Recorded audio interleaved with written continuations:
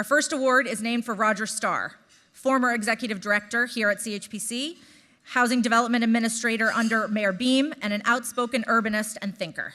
But let's hear from Roger in his own words. Good evening. This is Irving M. Levine on New York Tomorrow. Our guest tonight is Roger Starr, executive director of the Citizens Housing and Planning Council of New York. Mr. Starr, whatever happened to new construction in New York City? We seem to have come to a dead stop. We certainly have.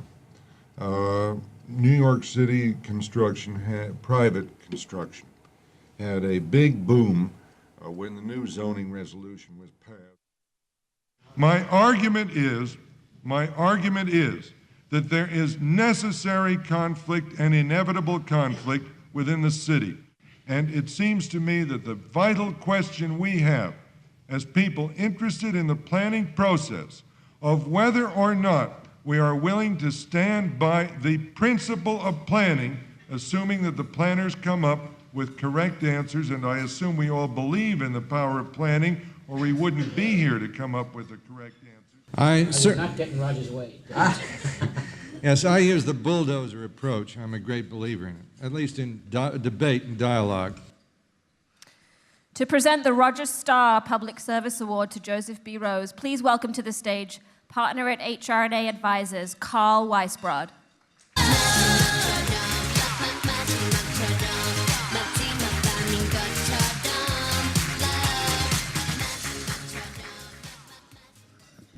Just first, I want to express my thanks and appreciation to CHPC, Jessica, Richard Roberts, and the board of CHPC for its extraordinary efforts on behalf of planning and housing in New York City. It really is a distinct honor for me to be able to present the Roger Starr Award to my friend, sometime poker companion, and occasional colleague, Joe Rose. And by the way, Joe usually left the table with most of the money. As we all know, Joe has had an illustrious civic and public career, from being a special assistant to Senator Patrick Moynihan, to being the executive director of this organization, to being chairman of Manhattan Community Board 5, to chairman of the city's Planning Commission, to his work in the private sector. Joe has made his mark on the face of New York City. It was Joe who created the mechanism in the theater subdistrict allowing landmark theater air rights to float to development sites within a limited area of West Midtown. In addition to assuring the long-term vibrancy of Broadway theater, I can guarantee that the most recent East Midtown rezoning would not have been possible without the creative precedent Joe established. Some of New York's most iconic buildings, from the Time Warner Center to Frank Gehry's IAC Center in Chelsea, have Joe's fingerprints all over them. He was instrumental in the development of the new Museum of Modern Art and the extraordinary Hudson River Park. Now, despite the fact that Joe is considerably younger than I am, much of my own career has followed paths already formed by Joe's prior efforts. He was chair of the Planning Commission well before me. He was director of the Hudson River Park Trust well before me. He actually knew Roger Starr well before me. But finally, I can say, Joe, you are following in a proud tradition as this year's well-deserving recipient of the Roger Starr Award, and you enhance the distinction of the award for all of us. Thank you. To accept the Roger Starr Award, please welcome Joseph B. Rose.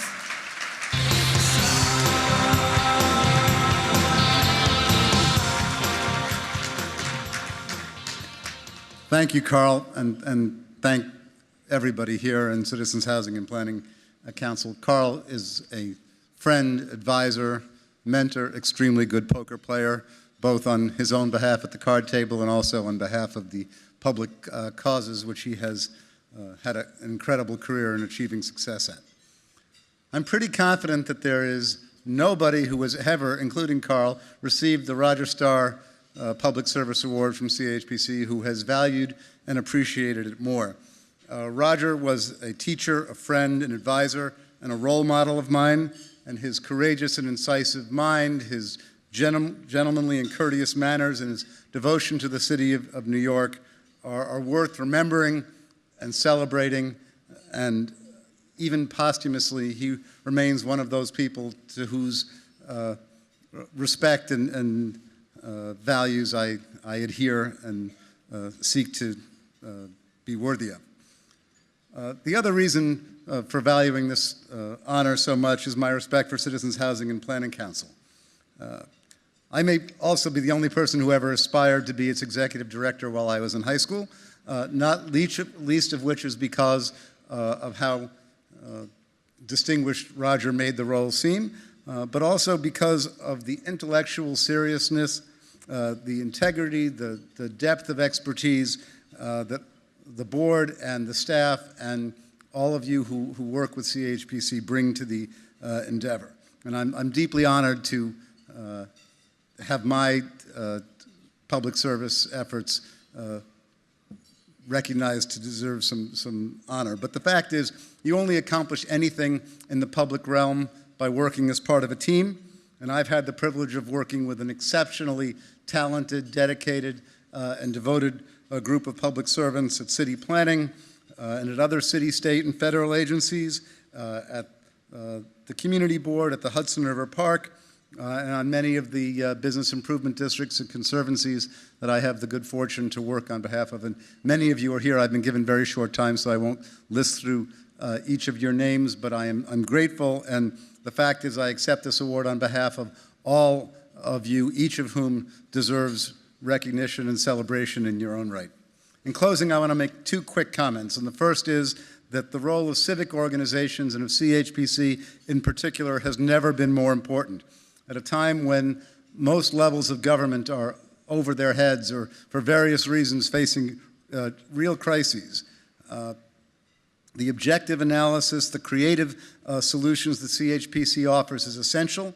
And while advocates who simply criticize and point fingers may have their role, I sometimes wonder, those who assume the burden and develop reasonable and viable solutions are the really important players in the public debate. And I thank all of you for your support. And it's amazing, Jessica, how you pulled together this a group of this scale. I never was able to achieve something of this scale when I was executive director.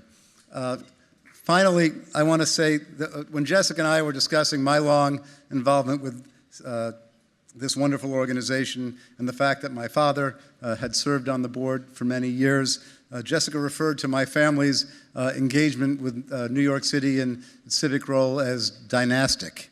And I want to take the risk of correcting Jessica. It's actually, I would use the word tradition, a tradition of commitment to the public good that I've learned from my father, Daniel Rose, and my uncles, Fred Rose and Elihu Rose, whose deep love for New York and appreciation for how fortunate we have been to live and work in such an amazing city inspires in us a deep obligation to do more than our part to allow others and future generations to enjoy and benefit from the wonders of the city. And I want to just conclude my thanks to CHPC and to all of you by thanking my father, Daniel Rose, for the values he instilled and the wonderful example of civic leadership that he set. Thank you very much.